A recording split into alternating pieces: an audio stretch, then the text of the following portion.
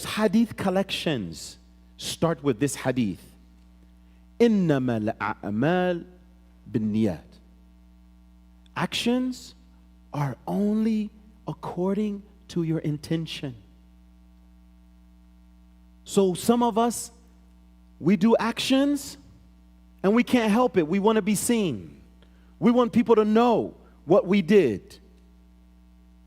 You can't come before Allah subhanahu wa ta'ala on the day of judgment and claim the reward for that deed. We've already been warned about this. You can't come Yawm al-Qiyamah and say, Ya Allah, reward me for this. I built this masjid. And then Allah will say, you built it so that people would say you were generous. You didn't do it for my sake. You expected your reward from the creation. You wanted the creation to say he's generous. They said it. Don't come here asking for the reward too. See, Allah, He doesn't accept partners. He doesn't accept partners. You do something for Allah, it has to be for Allah. If you do something for creation, okay, then do it for creation, but don't try to double dip. Don't double dip. It's either for Allah or it's for His creation. And you have to pick and choose. So don't start with the external actions. In other words, I'm not telling you to leave your fara'id. I'm not saying that. What I'm saying is, rectify your intention.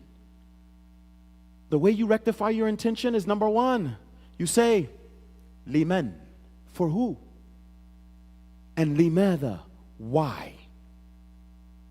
Whenever you get ready to do something, you're saying, for who? Who am I doing this for?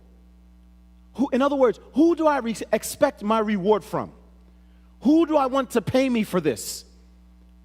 And when you find that your heart has settled only on Allah, then do it. But if you find that your heart is like, oh, I want my parents to know how great I am, and I want my siblings to know how great I am, and I want my neighborhood to know how great I am, don't do this. Don't do that. So rectify inside first.